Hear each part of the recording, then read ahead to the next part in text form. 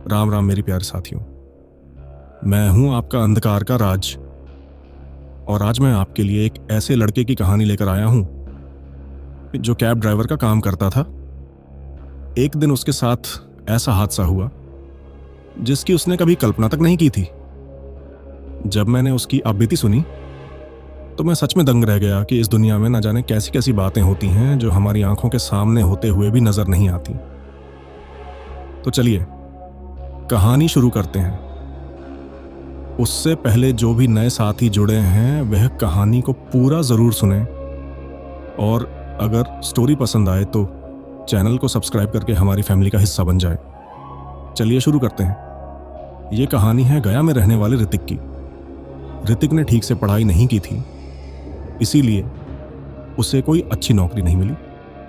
इसी कारण उसने किश्तों पर एक गाड़ी ली और कैब ड्राइवर बन गया। सवारियों को छोड़ना और लाना उसके काम में शामिल था, और इससे उसे अच्छा खासा पैसा भी मिल जाता था। ऋतिक का घर बहुत बड़ा नहीं था और न ही कोई जमीन जायदाद थी, बस एक छोटा सा मकान ही उनकी जमा पूंजी था। इसी वजह से उसकी शादी में भी रुकावटें आ रही थी। जब ऋतिक के पिता जिंदा थे वह अक्सर शराब पीते रहते थे। उनकी उसी आदत ने बच्चों को न पढ़ने दिया और न ही परिवार को कोई संपत्ति मिल पाई। जो भी पैसा था वह शराब और दवाइयों में खत्म हो गया। इस ऋतिक की माँ बबीता ने जैसे तैसे अपने दोनों बच्चों को पाला। वह चाहती थी कि ऋतिक पढ़ लिख कर अच्छी नौकरी करे ताकि घर की हालत सुधरे, लेकिन ऋतिक का मन पढ़ाई में कभी लगा ही नहीं। कुछ साल पहले ऋतिक के पिता का देहांत हो गया तो ऋतिक ने छोटे मोटे काम शुरू कर दिए जिससे घर का खर्च चल सके। कभी किसी दुकान में काम करता, कभी किसी और जगह, लेकिन इन सब से उसे मुश्किल से 500 रुपए मिलते। इसलिए उसने गाड़ी चलाना सीखा और लोन लेकर यह वाहन खरीदा। अब उसे अच्छे पैसे मिलने लगे, जिससे उसने आज अपनी बहन की शादी भी कर दी, और अब वह खुद के लिए भी लड़की ढूंढ रहा था। लेकिन ऋतिक को अपने पिता की तरह शराब पीने की बुरी आदत लगी हुई थी। अब वह पहले से ज्यादा कमा रहा था, लेकिन शराब की वजह से उसकी बचत भी बहुत कम हो जाती थी। और यूं समझ लो लगभग बराबर। जिस परिवार का लड़का शराब पीता हो और जिसके पास संपत्ति के नाम पर लगभग कुछ भी ना हो, तो भला ऐसे घर में कौन अपनी बेटी देगा। और इसी कारण ऋतिक अब 35 साल का होने को आया था, लेकिन अभी तक उसकी शादी नहीं हुई थी। उसकी माँ अपने मरने से पहले ऋतिक की शादी कर देना चाहती थी, लेकिन कोई भी लड़की वाला अपनी बेटी देने को तैयार नहीं होता था। इन्हीं सब बातों से परेशान होकर एक दिन उसकी माँ ने कहा कि वह बंगाल की तरफ से कोई लड़की खरीद लाए और उससे शादी कर ले तो कैसा रहेगा। इस पर ऋतिक बोला कि यह बहुत घटिया आइडिया है, क्योंकि इससे हमें दहेज भी नहीं मिलेगा, और मान लो दहेज ना सही नहीं सिर्फ लड़की ही मिल जाए तो भी हमें उसे खरीदने के लिए पैसे देने पड़ेंगे। गाड़ी की किश्त भी चल रही है और रिश्तेदारों में त्योहार वगैरह के मौके पर भी देना पड़ता है। ऐसे में बचत कहां से होगी। तुम रिश्तेदारों से कह देना कि हमें दहेज नहीं चाहिए, बस लड़की अच्छी हो जो घर संभाल ले। इससे फायदा ये होगा कि ना हमें कुछ मिलेगा और ना हमें कुछ देना पड़ेगा। यह बात कहना ऋतिक के लिए आसान था, लेकिन असल में कोई भी उसे लड़की नहीं देना चाहता था, और इसी वजह से बिना दहेज के भी रिश्ता नहीं हो पाया। इन्हीं सब परिस्थितियों के बीच एक दिन ऋतिक को शिमला की सवारी मिली।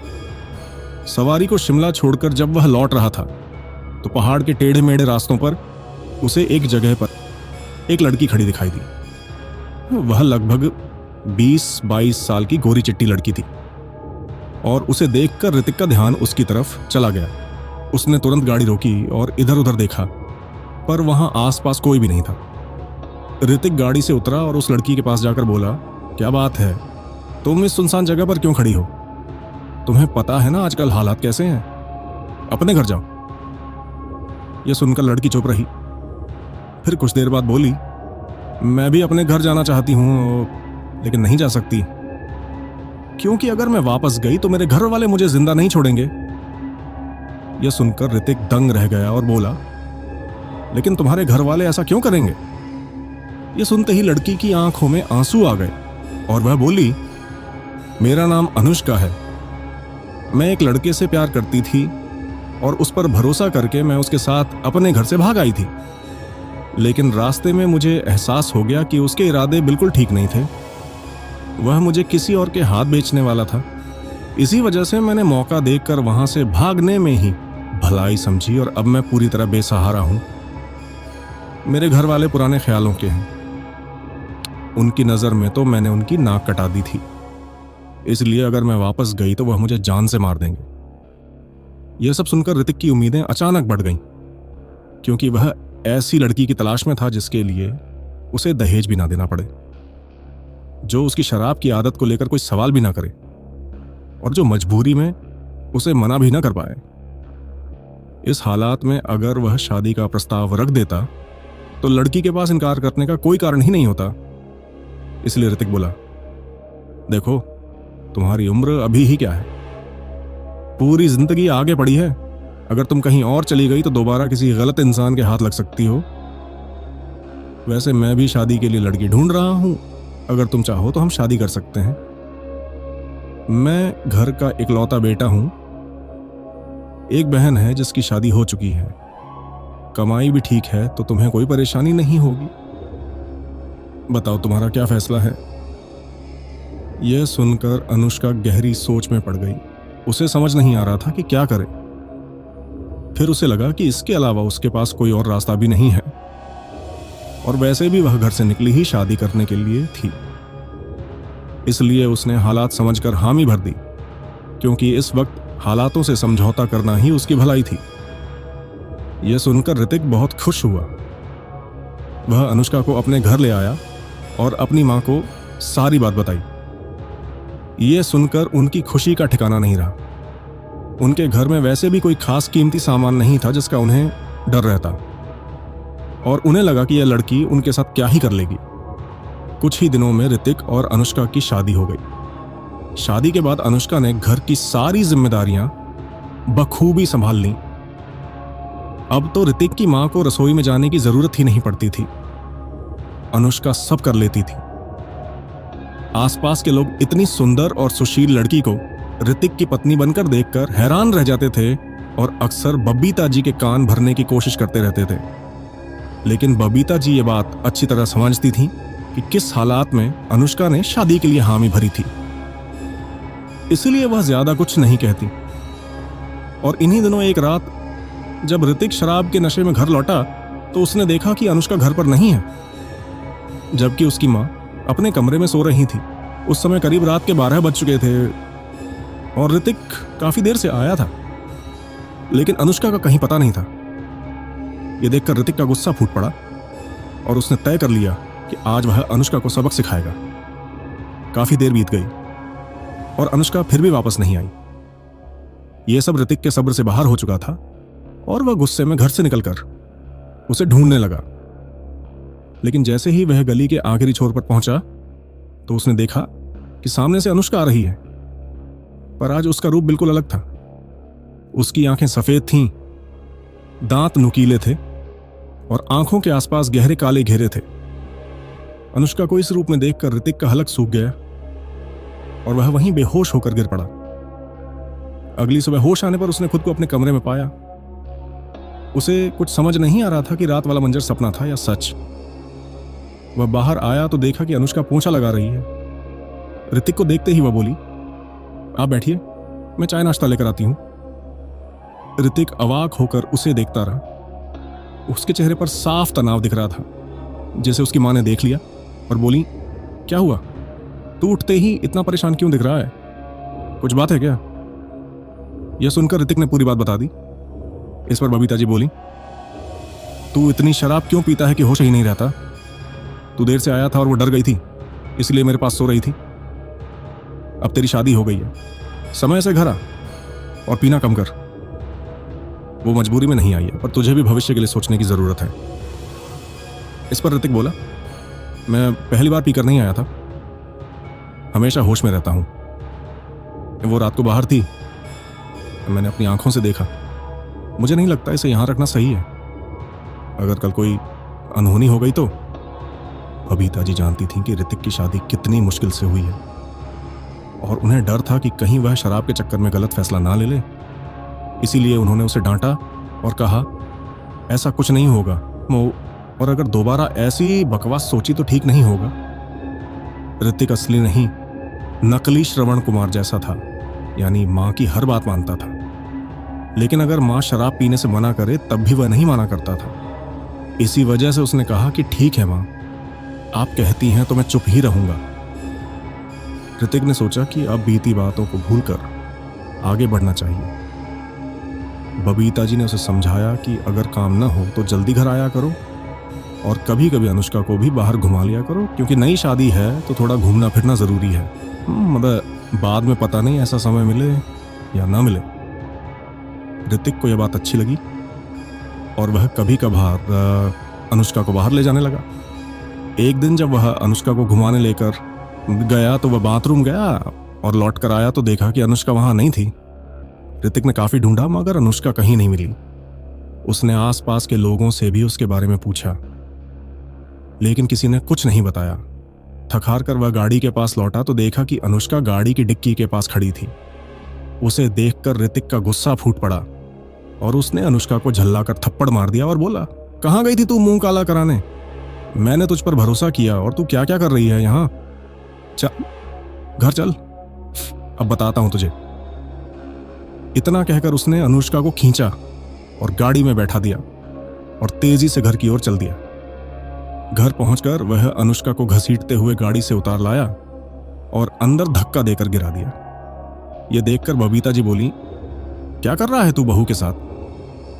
यह सुनकर ऋतिक भड़क गया और बोला, आपकी ये बहू कहीं मुंह काला कर रही थी, इसीलिए इसके साथ यही होना चाहिए। फिर उसने बबीता जी को पूरी बात बताई। यह सुनकर बबीता जी भी तिलमिला गईं और बोली, मैंने इसे बहुत ज्यादा छूट दे दी थी, इसीलिए इतना उछल रही है, तू इसे सीधा कर दे। यह सुनकर ऋतिक ने दरवाजा बंद किया और अनुष्का को पीटने बढ़ा। लेकिन तभी अनुष्का ने उसका हाथ पकड़ लिया। ऋतिक को लगा कि अनुष्का की पतली कलाई में अजब सी ताकत थी। उसने हाथ छुड़ाने की बहुत कोशिश की मगर नाकाम रहा। तभी अनुष्का घिनौनी मुस्कान के साथ बोली, मैंने चाहा था कि तुम लोगों को कुछ ना पता चले, लेकिन तुमने मुझे मजबूर कर दिया और अब अगर मेरी बात ना मानी तो तुम दोनों खत्म हो जाओगे। ये कहकर अनुष्का ने उसका हाथ छोड़ दिया। ऋतिक ने तुरंत दरवाजा खोलकर भागने की कोशिश की मगर दरवाजा खुल नहीं रहा था। इस बीच अनुष्का हंसते हुए उसे देख रही थी। फिर उसने बबीता जी के बाल पकड़े और बोली, तुम लोग मुझे हरा नहीं सकते। मां को उसके कब्जे में देख ऋतिक घबरा गया और दरवाजे के पीछे रखा डंडा उठाकर उसकी तरफ बढ़ा। लेकिन तभी ऋतिक ने महसूस किया कि उसके पैर जमीन से ऊपर उठ रहे हैं। उसने नीचे देखा तो पाया कि उसके पैर हवा में तैर रहे हैं और देखते ही देखते वह काफी ऊपर उठ चुका था। यह सब देखकर ऋतिक घबरा गया। उसने डरे हुए अनुष्का की तरफ देखा और उसी वक्त अनुष्का ने कहा, मैं कोई साधारण इंसान नहीं हूं, समझे? अगर ज्यादा भागने की कोशिश की तो मां बेटे दोनों की गर्दन तोड़ दूंगी। यह सुनकर ऋतिक को समझ आ गया कि अब उसके पास अनुष्का की बात मानने के अलावा कोई विकल्प नहीं है, इसलिए उसने हामी भर दी। फिर अनुष्का ने उसे नीचे उतारा और बोली, तुम्हारी गाड़ी की डिक्की में एक आदमी बेहोश पड़ा है, उसे लेकर अंदर आओ और ध्यान रखना कि कोई देख ना ले। अब ऋतिक को समझ में आ गया कि अनुष्का कहां गई थी और डिक्की के पास क्यों खड़ी थी। वह तुरंत बाहर गया और डिक्की खोलकर उस आदमी को बाहर निकालकर अंदर ले आया। अनुष्का ने उसे पीछे वाले कमरे में रखने को कहा। फिर वह किचन में गई और छुरा उठाकर कमरे की तरफ चली गई। उस आदमी को फर्श पर रखकर ऋतिक डर के मारे कोने में बैठ गया। तभी अनुष्का वहां आई और उसने उस आदमी की एक उंगली काट दी। उंगली कटते ही खून जमीन पर टपकने लगा, जिसे देखकर ऋतिक बुरी तरह सहम गया। तभी अनुष्का ने उसकी तरफ देखा और बोली, यह आदमी कल तक बेहोश रहेगा और शाम को तुम इसे वहीं फेंकाओगे जहां हम आज गए थे। ऋतिक ने मजबूरी में हां कर दी। फिर अनुष्का रसोई में गई और सिलबट्टे पर कुछ पीसने लगी। ऋतिक चुपचाप उसे देख रहा था। तभी उसने देखा कि अनुष्का ने उंगली भी वहीं रखी है। फिर उसने कुछ पीस कर लगाया और पूरी उंगली निगल गई। ये देखकर ऋतिक को उल्टी जैसा महसूस हुआ और वह बाहर आ गया। दूसरे कमरे में बबीता जी बैठी थी। अनुष्का को इस रूप में देखकर वह भी सहम चुकी थी। ऋतिक उनके पास पहुंचा तो वह बोली, शाह, ये तू कैसी जादूगरनी को ले आया? इससे अच्छा तो शादी ही नहीं करता। ये सुनकर ऋतिक बोला, माँ चिंता मत करो, इसने कहा है इस आदमी को उस जगह फेंक आना है और इसी दौरान मैं किसी को ढूंढूंगा जो हमें इस मुसीबत से बचाएगा। बबीता जी ने हामी भर दी। कुछ देर बाद सांझ ढल गई और अंधेरा हो गया। देर रात अनुष्का बोली, समय हो गया शब, वही उसे उठाओ और लेकर जाओ। जब ऋतिक उस आदमी के पास गया तो देखा कि उसके माथे पर लाल टीका लगा हुआ था। अब उसे यकीन हो गया था कि अनुष्का काला जादू करती है और इस आदमी पर भी यही किया है। फिर उसने उस आदमी को उठाया और गाड़ी में डालकर निकल पड़ा। ऋतिक रोज दोस्तों के साथ शराब पीता था और आज भी उसका प्लान था, लेकिन वह नहीं पहुंचा था। इसलिए उसका दोस्त सौरभ रात में उसके घर पहुंच गया, लेकिन उस वक्त ऋतिक वहां मौजूद नहीं था। सौरभ ने आज तक अनुष्का को कभी सामने से नहीं देखा था और जैसे ही आज उसकी नज़र पहली बार अनुष्का पर पड़ी, वह तो बस उसे देखकर दीवाना सा हो गया। सौरभ करीब 20 से 25 साल का नौजवान था। उसकी अब तक शादी भी नहीं हुई थी और अनुष्का को देखते ही उसके मन में गलत गलत ख्याल आने लगे। उसने सोचा कि किसी भी तरह अनुष्का को अपने जाल में फंसा लें और इसीलिए वह उसके साथ भाभी देवर वाली नोकझोंक करने लगा। यह सब देखकर बबीता जी अंदर ही अंदर बहुत जल रही थीं। लेकिन अगर वह सौरभ को अनुष्का का सच बता देती तो खुद ही फंस सकती थी। इसलिए उन्होंने चुप रहना बेहतर समझा और अपने कमरे में चली गई। उधर अनुष्का को समझ आ गया कि सौरभ के इरादे क्या हैं, लेकिन उसके भी अपने फायदे जुड़े थे। इसलिए वह भी हंसते हंसते उसके साथ मजाक करने लगी। यह देखकर सौरभ को यकीन होने लगा कि शायद अनुष्का भी उसे चाहने लगी है और अब वह उसके साथ एक्स्ट्रा मैरिटल अफेयर कर सकता है। वह हंसते हंसते बोला, आपको तो कोई स्मार्ट और तगड़ा लड़का मिल सकता था, फिर आपने ऋतिक जैसे इंसान से शादी क्यों की? ना उसके पास पैसा है और ना ही कोई खास सूरत। यह सुनकर अनुष्का मासूम बनते हुए बोली, क्या करूं? मैं बिल्कुल अकेली और बेसहारा थी। मुझे इन्हें अपनाने के अलावा कोई और रास्ता नहीं दिखा। दोनों इसी तरह बातें कर रहे थे कि अचानक ऋतिक वहां आ गया। ऋतिक को देखते ही सौरभ घबरा गया और हकलाते हुए बोला, अरे मैं तो बस तुम्हारा ही इंतजार कर रहा था। भाभी ने कहा तुम बाहर हो तो मैं यहीं बैठ गया। चलो आज पीने चलते हैं। लेकिन ऋतिक का पहले से ही मन बहुत भारी था। जो कुछ उसके साथ हो रहा था उसने उसे पूरी तरह बेचैन कर रखा था। उस जगह उस आदमी को ले जाकर छोड़ने के बाद से उसे अपनी मां की भी बहुत चिंता लगी हुई थी। इसलिए वह बोला, नहीं आज मेरा बिल्कुल मन नहीं है, तुम लोग जाओ और मजे करो। यह सुनकर सौरभ चुप रहा और वहां से निकल गया। उसके जाते ही ऋतिक ने दरवाजा बंद किया और कहा, तुमने जैसा कहा था मैंने वैसा ही कर दिया, कटरटा से कर दिया। अब प्लीज मेरा घर छोड़कर चली जाओ। यह सुनकर अनुष्का बोली, ऐसे कैसे मैं तुम्हें छोड़ सकती हूं? तुम मेरे पति हो, मेरी जरूरतें और इच्छाओं का ख्याल रखना तुम्हारा हक है। वैसे मुझे बहुत भूख लगी है तो मेरे लिए कुछ मांस का इंतजाम करो। अब रात के 1 बज चुके थे और गया जैसे शहर में इतनी देर कौन सा होटल या ढाबा खुला मिलता। इसलिए ऋतिक बोला, हमारे घर में मांस मछली नहीं बनती, लेकिन मैं तुम्हारे लिए किसी ढाबे से कल ले आऊंगा, क्योंकि अब तो बहुत देर हो चुकी है और शायद कोई ढाबा इस वक्त खुला ना मिले। यह सुनकर अनुष्का ने कहा, हाँ अब तो जरूरी नहीं कि तुम मुझे पका हुआ ही मांस दो, तुम मुझे कच्चा मांस भी दे सकते हो। यह सुनकर ऋतिक बोला, इतनी रात में कच्चा मांस भी नहीं मिलेगा, आप सुबह तक इंतजार कर लें, मैं कल तुम्हारे लिए जरूर ले आऊंगा। अनुष्का मुस्कुराकर बोली, कल नहीं, मुझे आज ही चाहिए। चलो मैं तुम्हारी परेशानी अभी हल कर देती हूं। तुम्हारे पड़ोस में ही एक घर है जहां मुर्गियां पाली हुई हैं। उनका बाड़ा घर के बाहर बना हुआ है। अब तुम अभी जाओ और एक मुर्गी ले आओ। रात के अंधेरे में किसी को कुछ पता भी नहीं चलेगा। ऋतिक ने दोपहर में जो देखा था उसकी वजह से अनुष्का को मना करने की हिम्मत नहीं जुटा पाया। इसलिए वह बाहर गया और अपने पड़ोस के एक घर से मुर्गी चुराने की कोशिश करने लगा। उसे थोड़ी दिक्कत हुई क्योंकि उसे मुर्गी पकड़ने का कोई अनुभव नहीं था। उसी वजह से मुर्गी ने बचाव करते हुए उसके हाथ पर चोंच और पंजे से वार कर दिया। फिर भी ऋतिक किसी तरह उसे पकड़कर लाया। मुर्गी को देखते ही अनुष्का बहुत खुश हुई। उसने जल्दी से दरवाजा बंद किया और भुजंग सी निगाहों से मुर्गी को निहारते हुए गर्दन पकड़कर एक झटके में मरोड़ दी।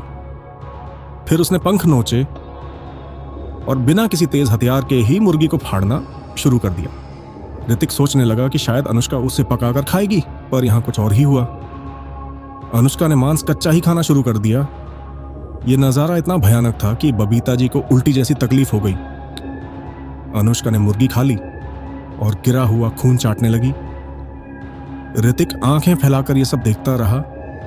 इसके बाद अनुष्का की निगाह ऋतिक पर पड़ी और वह कहने लगी, तुम बिना किसी परेशानी के मेरी हर बात मान रहे हो। अगर ऐसे ही चलता रहा तो मैं कुछ ही दिनों में तुझे छोड़ दूंगी। अब जा और सो जा। कल मेरे लिए एक और शिकार लेकर आना है। ऋतिक कमरे में गया। पीछे पीछे बबीता जी भी आईं और बोली, तुम तो हो तांत्रिक को लेने गए थे, क्यों नहीं लाए? तब ऋतिक बोला, मैं क्या करूं मां? जब मैं वहां से निकला तो उसने मुझसे कहा था कि अगर मैंने कोई चाल चली तो वह तुम्हें मार डालेगी। मैंने उसकी धमकी को नजरअंदाज करके किसी की तलाश की, पर किसी का पता नहीं चला। उसी समय मेरी सुनाई उसकी आवाज गूंजी। वह बोली थी कि तुम मुझे धोखा दे रहे हो ना, मैं अभी के अभी तुम्हारी मां को मार डालूंगी। अगर समय पर सौरभ यहां नहीं आता तो वह तुम्हें भी मार डालेगी। इसीलिए मैंने सोचा कि मैं जैसा वह कहेगा वैसा ही करूंगा। यह सुनकर बबीता जी चिल्ला पड़ी, क्या तू पागल हुआ है? इसकी क्या गारंटी कि वह लड़की हमें नुकसान नहीं पहुंचाएगी? यह लड़की कोई साधारण इंसान नहीं है। हमें जल्दी से जल्दी इसका कोई निवारण खोजना होगा। लेकिन ऋतिक कोई भी खतरा नहीं उठाना चाहता था, इसलिए उसने इस मामले में कुछ भी करने से साफ इनकार कर दिया। अब हर रात वो अनुष्का की मांग के मुताबिक आसपास के घरों से कभी बकरी, कभी मुर्गी, और अगर कुछ भी न मिले तो गली के आवारा कुत्ते उठा लाता। अनुष्का उसकी आंखों के सामने ही इस बेहद वहशी अंदाज में उन जानवरों को फाड़ती, टुकड़े टुकड़े कर देती और कच्चा मांस वैसे ही चबा जाती। इसी बीच एक दिन ऋतिक की बहन दिशा घर आ गई। वो बहुत खुश नजर आ रही थी, लेकिन सबसे अजीब बात यह थी कि अनुष्का बार बार दिशा के पेट की तरफ देख रही थी। ये देखकर ऋतिक अंदर ही अंदर घबराने लगा और उसने तुरंत दिशा से कहा, तू यहां क्यों चली आई? लड़की ससुराल में ही अच्छी लगती है। यह सुनते ही दिशा का पति सुंदर बोला, भाई साहब आप सही कह रहे हैं, लेकिन बात ही ऐसी थी कि सोचा खुद आकर बता दें। दरअसल आप मामा बनने वाले हैं। यह सुनकर ऋतिक के दिल में खुशी तो बहुत हुई, लेकिन उसे यह भी समझ आ गया कि अनुष्का अब इस बात से वाकिफ है और पता नहीं वह उसकी बहन के साथ क्या कर बैठे। इसलिए उसने खुद को मजबूत किया और थोड़ा सख्त होकर बोला, तो ये यहां आकर बताने की क्या जरूरत थी? फोन पर भी तो बता सकती थी। अब अपने घर ही रहो। इस हालत में ज्यादा घूमना ठीक नहीं होता। मां, इसे समझाओ। जब बबीता जी ने भी वही बात कही तो दिशा थोड़ी आहत हुई, लेकिन तभी अनुष्का ने कहा, आप लोग इनकी बात का बुरा मत मानिए, लेकिन सच यही है कि इस स्थिति में गर्भवती स्त्री को ज्यादा बाहर नहीं घूमना चाहिए, नजर लग जाती है, इसलिए इन्होंने ऐसा कहा। लेकिन यह तो बहुत खुशी की बात है, मैं आपके लिए मिठाई लेकर आती हूं। यह सुनते ही ऋतिक एकदम बेचैन हो उठा। उसके मन में आया कि न जाने मिठाई में क्या मिलाकर दे दे। इसलिए उसने तुरंत दिशा से कहा, बच्चा, अच्छे से पैदा होने तक तुम किसी के भी घर का पानी तक मत पीना, यहां तक कि मेरे घर का भी नहीं। तुम गलत मत समझना, लेकिन मेरी अभी अभी शादी हुई है और किस्मत से अनुष्का जैसी सुंदर और संस्कारी पत्नी मिली है, जिसकी वजह से आसपास के लोगों में जलन है। यही कारण है कि मुझे डर लगता है कि कहीं उन्होंने मेरे घर पर कोई टोन टोटका ना कर दिया हो, और मैं नहीं चाहता तुम्हारे बच्चे पर इसका असर पड़े। आज ऋतिक का व्यवहार कुछ अजीब था। वह साफ साफ घबराया हुआ दिखाई दे रहा था। इसलिए दिशा का पति सुंदर बोला, हाँ भाई, तुमने बिल्कुल सही कहा। दिशा ने तुरंत कहा कि चलिए घर चलते हैं, और अब तुम सारा समय घर पर ही रहोगी, बाहर मत निकलना। यह कहकर वह दिशा को साथ लेकर चला गया। जिससे ऋतिक और बबीता जी ने बड़ी राहत की सांस ली। उनके जाते ही अनुष्का ने पूछा, आप लोगों ने उन्हें इतनी जल्दी क्यों भगा दिया? थोड़ा सा तो मीठा खिला दिए होते। यह सुनकर बबीता जी अनुष्का के सामने गिरते हुए बोली, देखो तुम जो भी हो, जो करना चाहो करो, पर भगवान के लिए मेरे परिवार को छोड़ दो। मैंने बड़ी मुश्किलों और संघर्षों से अपने दोनों बच्चों को पाला पाकर बड़ा किया है। अभी जाकर हमारी जिंदगी में खुशी आई है। भगवान के लिए हमारी खुशियां बचाओ। मेरी बेटी के होने वाले बच्चे को कुछ भी मत करना। अनुष्का ने कहा, अगर आप लोग यही चाहती हो तो ठीक है, मैं उसके बच्चे को कुछ नहीं करूंगी, लेकिन इसके बदले मुझे भी कुछ चाहिए। मुझे एक तांत्रिक प्रक्रिया करनी है जिससे मेरी उम्र बढ़े, और इसके लिए मुझे एक नरबली चाहिए। तुम लोगों को ज्यादा कुछ नहीं करना होगा, बस बलि और बाकी चीजों का इंतजाम कर देना।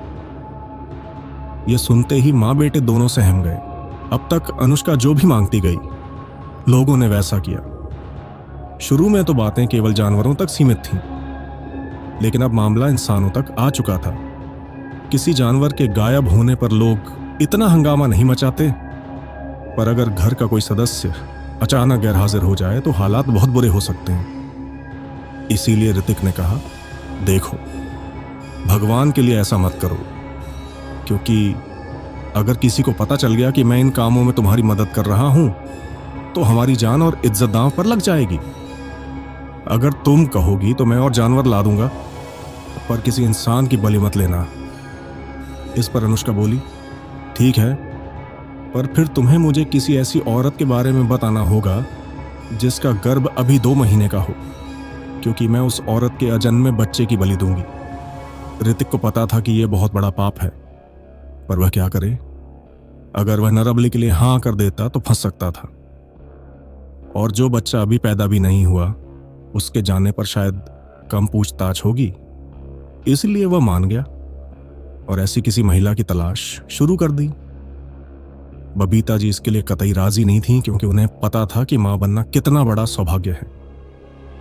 एक औरत इस पल के लिए कितने दिनों तक इंतजार करती है, और आज उसका बेटा किसी की मां से उसका होने वाला बच्चा छीन रहा था।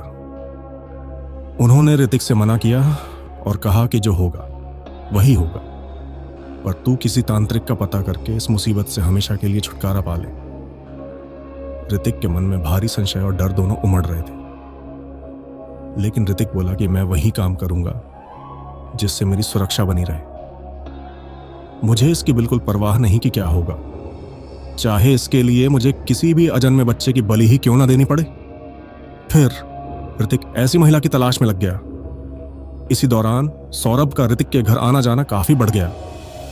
जब भी ऋतिक बाहर जाता, सौरभ मौका देखकर उसके घर पहुंच जाता और अनुष्का से लंबी लंबी बातें करता।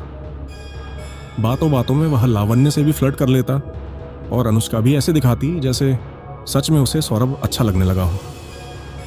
यहां अनुष्का को सौरभ में बलि का वह इंसान दिखाई दे रहा था जिसकी उसे जरूरत थी, इसलिए वह उसे इस तरह महसूस करा रही थी। मगर सौरभ को इन सब बातों की जरा भी खबर नहीं थी। इन्हीं हालातों के बीच एक शाम ऋतिक घर आया और अनुष्का से बोला कि उसे आखिरकार वह औरत मिल गई है जो 2 महीने की गर्भवती है। अगर तुम कहो तो मैं तुम्हें कल उसे दिखा सकता हूं। यह सुनकर अनुष्का राजी हो गई और अगले दिन वह ऋतिक के साथ निकल पड़ी। उनके ही गांव में एक घर था जहां कुछ महीने पहले बड़े बेटे की शादी हुई थी और अब उसकी पत्नी गर्भवती थी। ऋतिक उसी से मिलने की नीयत से अनुष्का को लेकर वहां गया। वहां अनुष्का ने उस लड़की को देखा। सच में वह 2 महीने की प्रेग्नेंट थी। उसने एक नजर उसके पेट पर डाली और फिर मुस्कुराते हुए सामान्य बातें करने लगी। थोड़ी देर बाद ऋतिक और अनुष्का वापस लौट आए। घर पहुंचते ही अनुष्का बोली, तुमने सच में अपना काम बहुत ही अच्छे तरीके से पूरा कर दिया है, और मैंने फैसला किया है कि यह साधना पूरी होने के बाद मैं इस घर और तुम्हारे परिवार को हमेशा के लिए छोड़ दूंगी। यह सुनकर ऋतिक बेहद खुश हुआ, लेकिन तभी अनुष्का बोली, अब मैं तुम्हें कुछ सामान की लिस्ट दूंगी, तो तुम्हें वह सारी चीजें जुड़ानी है। वह सामान मुझे दे देना, उसके बाद मैं हमेशा के लिए यहां से चली जाऊंगी। अभी जो उसने किया था उसके बाद तो ये काम कुछ भी नहीं था, इसीलिए उसने तुरंत हाँ कर दी। हालांकि उस लिस्ट का सामान जुटाना आसान नहीं था। उसमें अजीब अजीब चीजें थीं, जैसे कि चिता की राख, इंसानी हड्डियां, छिपकली का अंडा और ऐसी ही कई खौफनाक चीजें। लेकिन फिर भी ऋतिक ने किसी तरह वह सब इकट्ठा कर लिया। सब मिलने के बाद अनुष्का बोली, अब तुम्हें कुछ करने की जरूरत नहीं है। उस औरत के पेट से बच्चा मैं खुद ही निकाल लूंगी।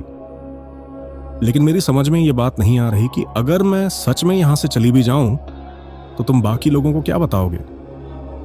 यह सुनकर ऋतिक बोला, जो भी बहाना बनाना होगा बना लूंगा, बस तुम यहां से चली जाओ। अनुष्का इस बात पर तैयार हो गई और बोली कि वह कल सुबह यहां से निकल जाएगी। इतना कहकर ऋतिक अपने कमरे में चला आया जहां बबीता जी पहले से बैठी थीं। वह उसी का इंतजार कर रही थीं और उसके आते ही बोली, ये इतनी आसानी से हमें छोड़ रही, तुझे कुछ अजीब नहीं लग रहा? देख बेटा, अभी भी वक्त है, किसी जानकार से पूछ लेते हैं, कहीं बाद में हाथ मलते रह जाएं और कुछ करने लायक ही ना रहें। ये सुनकर ऋतिक ने कहा, माँ आप जरूरत से ज्यादा सोच रही हो, मैंने सब खत्म कर दिया है, ये कल सुबह चली जाएगी। उसकी बात सुनकर बबीता जी बोली, अगर इसे जाना ही होता तो आज ही चली जाती, कल तक क्यों रुक रही है? बेटा ये कोई चाल चल रही है और हम फंस रहे हैं, चल मेरे साथ, अभी हम किसी पंडित से बात करते हैं। कहते हुए वो उसका हाथ पकड़कर उसे खींचने लगी। लेकिन तभी ऋतिक ने झट से हाथ छुड़ाकर कहा, माँ अब सब ठीक है, बिना बात की टेंशन मत लो। अगर तुमने ज्यादा दखल दिया तो हो सकता है ये यहां से जाए ही ना, इसीलिए शांत रहो।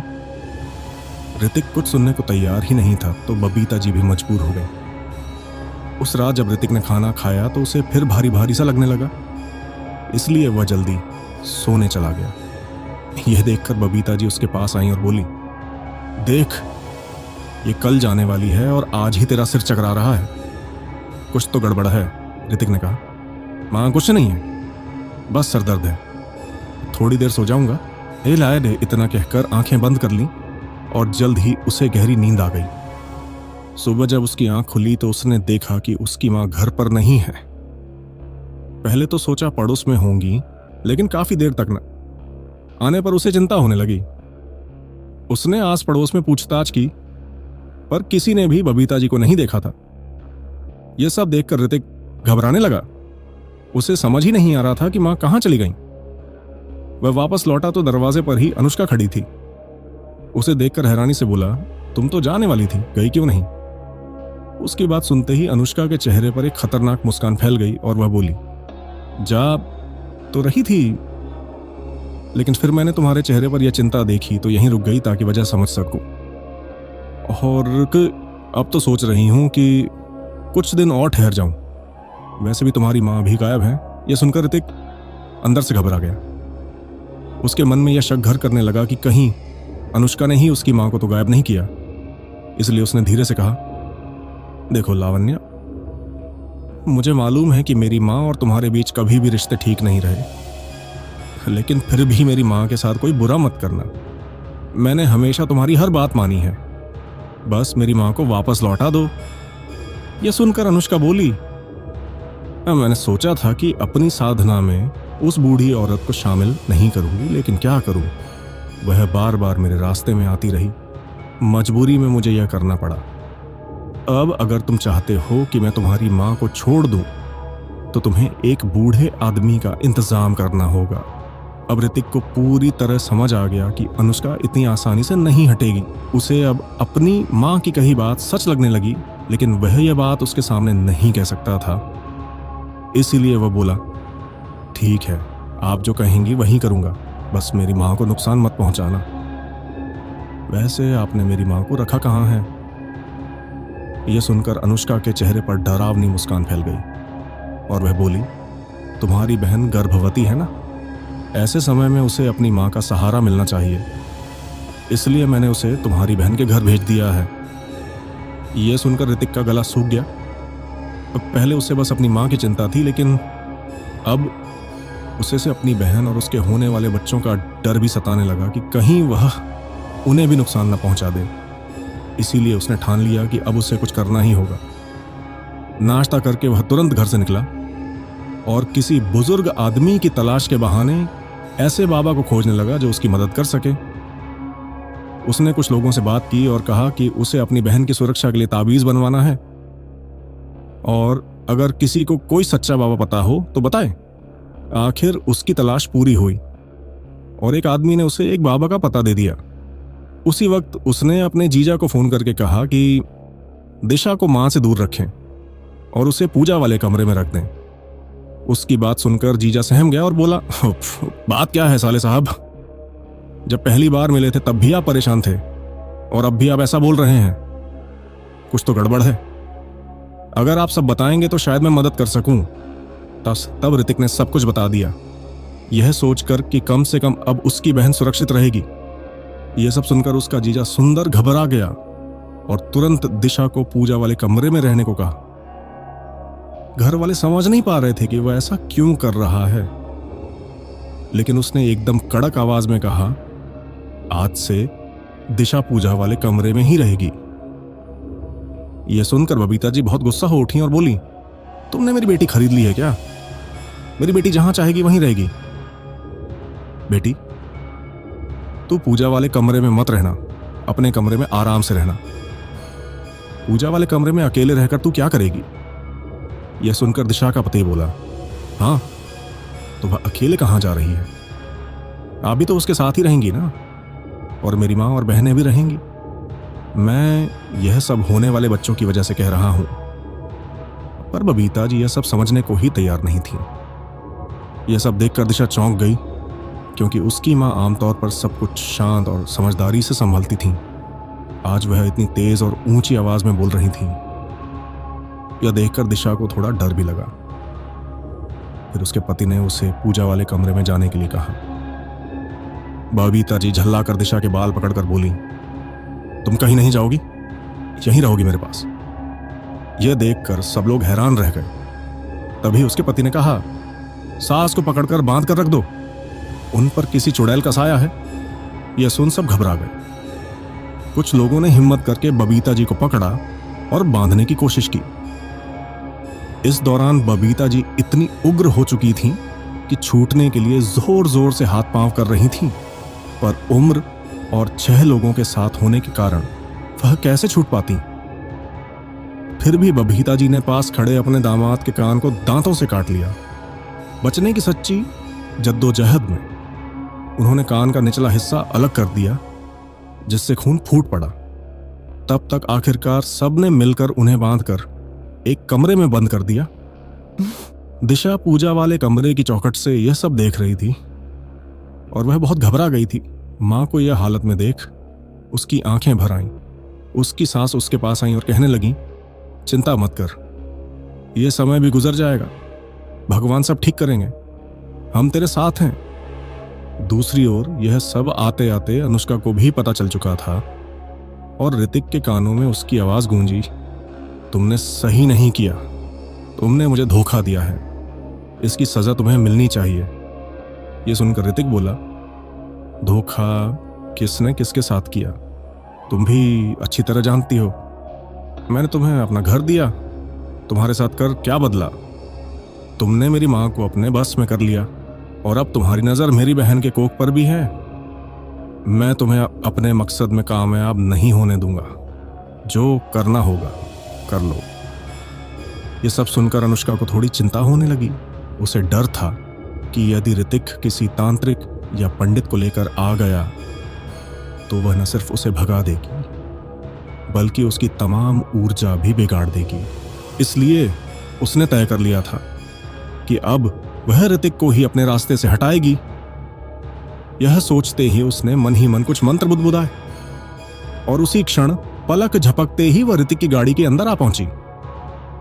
ड्राइविंग सीट के बाजू वाली सीट पर अब अनुष्का बैठी थी और उसे अचानक वहां देखकर ऋतिक थोड़ा हड़बड़ा गया। लेकिन अगले ही पल अनुष्का ठंडी आवाज में बोली, तेरा जिंदा रहना मेरा खेल बिगाड़ देगा, इसलिए अब तुझे मरना होगा।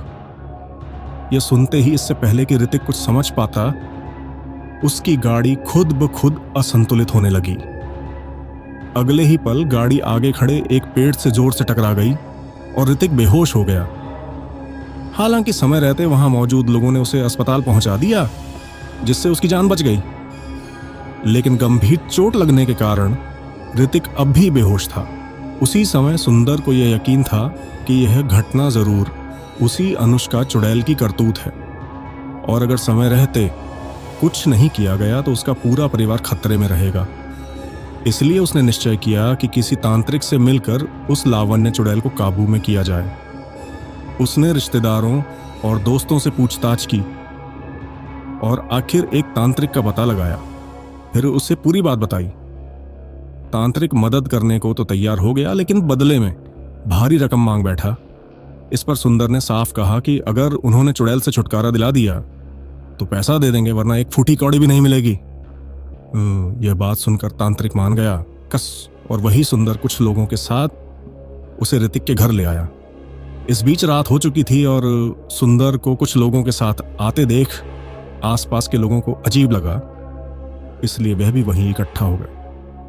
घर पहुंचकर सुंदर ने देखा कि ऋतिक के घर पर पूरा अंधेरा था, किसी ने भी लाइट नहीं जलाई थी। इसका मतलब शायद यह था कि अनुष्का भी वहां से जा चुकी है। यह समझकर सभी बेहद परेशान हो गए कि आखिर परिवार कहीं गया। तभी सुंदर के साथ एक आदमी ने लोगों को सब बता दिया। अनुष्का एक चुड़ैल है। यह खबर पूरी बस्ती में आग की तरह फैल गई और सभी को अपने घर के दरवाजे बंद रखने को कहा गया। तभी सुंदर को ऋतिक की वो बात याद आई कि गांव में एक और महिला थी जो 2 महीने की गर्भवती थी। सुंदर को अब सब साफ समझ आ गया कि अनुष्का शायद उसी के घर पहुंची होगी। फिर वह तुरंत सबको लेकर उस महिला के घर गया। वहां पहुंचकर जैसे ही घर वालों से बात की, वे घबरा गए और तुरंत उसके कमरे में भागे।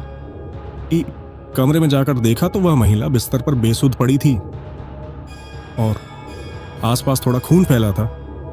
यह देखकर सब घबरा गए और उसे होश में लाने की कोशिश करने लगे, लेकिन वह पूरी तरह बेहोश थी। हालांकि उसकी सांसें अभी भी चल रही थीं, इसलिए घर वाले उसे तुरंत डॉक्टर के पास ले गए और वहां पहुंचकर यह पता चला कि उसका बच्चा अब नहीं रहा। यह सुनकर उसके परिवार को दुख तो जरूर हुआ, लेकिन वह दुख उतना गहरा नहीं था क्योंकि वह बच्चा अभी इस दुनिया में आया ही नहीं था।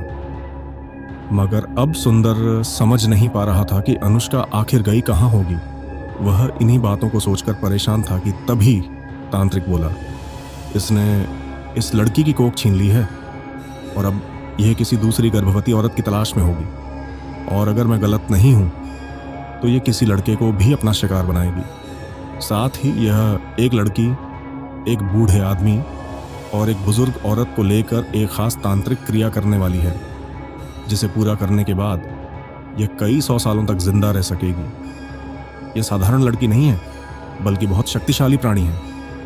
मुझे ठीक ठीक पता नहीं है क्या है, लेकिन हमारा समाज इसे चुड़ैल या डायन कहता है। अगर इसे समय रहते नहीं रोका गया तो यह ना जाने कितना अनर्थ करेगी। यह सुनकर सुंदर को तुरंत समझ आया कि अनुष्का उसकी पत्नी के पेट को क्यों घूर रही थी। उसने तांत्रिक से कहा, अगर ऐसा है तो वह मेरी पत्नी के पास भी जरूर आएगी, उसकी जान खतरे में है। यह कहते ही सब लोग तेजी से सुंदर के घर दौड़े। दिशा अब भी पूजा वाले कमरे में थी, इसलिए वह सुरक्षित थी। इसे देखकर सबने राहत की सांस ली, लेकिन तभी तांत्रिक ने कहा, ज्यादा खुश होने की जरूरत नहीं है, खतरा अभी टला नहीं है। अभी वह यहां नहीं आई तो इसका मतलब यह नहीं कि वह आ नहीं सकती।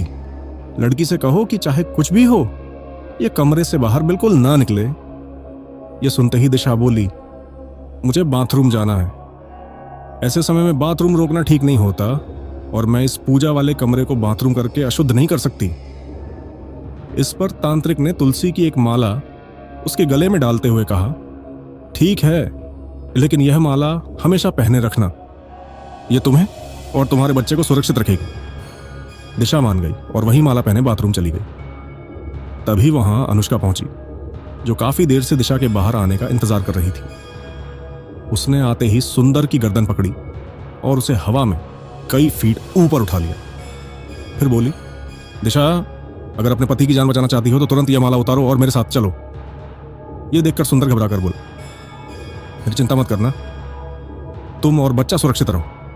दोस्तों, यहां मैं आपको बता दूं कि दिशा का पूरा ससुराल डर के मारे पूजा के कमरे में बैठा था, इसलिए अनुष्का पहले दिशा तक नहीं पहुंच पाई थी। लेकिन अभी सभी लोग बाहर निकल गए थे। इसी का फायदा उठाकर अनुष्का ने हमला किया। दिशा ने सोचा कि बच्चा तो शायद फिर कभी मिल सकता है, लेकिन अगर उसका पति मर गया तो वह कभी वापस नहीं आएगा। इसलिए उसने बिना ज्यादा सोचे अपने गले से तुलसी की माला उतार दी। यह देखते ही अनुष्का भयानक हंसते हुए सुंदर को दूर फेंक देती है और दिशा को पकड़कर उड़ जाती है। यह सब देखकर तांत्रिक बोला, चिंता मत करो, मुझे पता है वो कहाँ गई होगी। और फिर वह सबको लेकर पास के जंगल की ओर चल पड़ा। तांत्रिक मंत्र पढ़ते हुए आगे था और गांव वाले हाथों में मशालें और लाठियां लिए उसके पीछे चल रहे थे। जंगल के बीच पहुंचकर सब रुक गए, क्योंकि वहां जमीन पर एक तारे का चिन्ह बना था। उसके हर कोने पर एक लड़का, एक लड़की, एक बूढ़ा आदमी, एक बुजुर्ग औरत और दिशा बेहोश पड़े थे। बीच में एक मानव अंग था, वही गर्भ, जिसे अनुष्का ने उस औरत से छीन लिया था। अनुष्का तेज आवाज में मंत्र पढ़ते हुए उन सबके चारों ओर घूम रही थी। तभी तांत्रिक चिल्लाया, तेरा अंत आज यही होगा। उसने अजीब मंत्र पढ़कर अपने चमड़े के थैले से पवित्र पानी निकालकर अनुष्का पर फेंक दिया। पानी पड़ते ही अनुष्का दर्द से चीख उठी। तांत्रिक बोला, बस इतने से ही चिल्ला रही है, बपुण्य, और इन लोगों का क्या जी, जिन्हें तूने इतना सताया? वह बोला, मुझे पता है तू इन लोगों को तब तक नहीं छोड़ सकती जब तक इनके साथ अपना संबंध खत्म न कर ले। तुरंत यह संबंध तोड़, नहीं तो मैं तुझे बांध दूंगा। अनुष्का क्रूर हंसी हंसते हुए बोली, तू छोटा मोटा तांत्रिक है, मेरा मुकाबला क्या करेगा? हट जा मेरे रास्ते से, नहीं तो तेरा भी हाल कर दूंगी। तांत्रिक शांत खड़ा रहा। फिर अचानक उसने दोबारा पवित्र पानी फेंका और तुरंत सफेद पदार्थ उस पर डाल दिया। अनुष्का दर्द से तड़प उठी, पर तांत्रिक उसे संभलने नहीं दे रहा था। उसने उसके गले में एक पवित्र माला डाल दी, जिससे अनुष्का के पूरे शरीर में आग लगने लगी। वह चीखते हुए भागने लगी, लेकिन तांत्रिक मंत्र पढ़ता रहा और कुछ ही क्षणों में अनुष्का जलकर राख हो गई। तांत्रिक ने राख पर भी मंत्र पढ़ते हुए वह पवित्र जल छिड़का। फिर बोला, खतरा अब हमेशा के लिए खत्म हो गया। आप लोग निश्चिंत रहें, इन सबको उठाएं और घर ले जाएं। अनुष्का हमेशा के लिए नष्ट हो चुकी थी। इसके बाद सब लोग अपने सामान्य जीवन में लौटने लगे। लेकिन ऋतिक ने एक बात सीख ली कि किसी अनजान पर इतनी जल्दी भरोसा नहीं करना चाहिए। और मेरे प्यारे साथियों, मैं आपको भी बार बार यही कहता हूं कि किसी भी अनजानी चीज पर भरोसा मत करो। जो दिखता है वह हमेशा सच्चा नहीं होता। हर चमकती चीज सोना नहीं होती।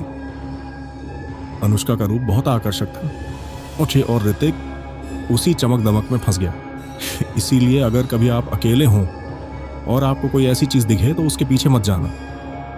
वह किसी सुंदर महिला के रूप में हो सकती है, खजाने के रूप में, छोटे बच्चे या किसी गरीब की मदद के नाम पर भी हो सकती है। मैं यह नहीं कहता कि गरीबों की मदद मत करो, मदद जरूर करो, लेकिन सुनसान और अनजान जगह पर नहीं। दुनिया में ऐसे रहस्य हैं जिन्हें समझ पाना हमारे दिमाग के बस की बात नहीं। तो चलिए अगली कहानी में फिर मिलेंगे।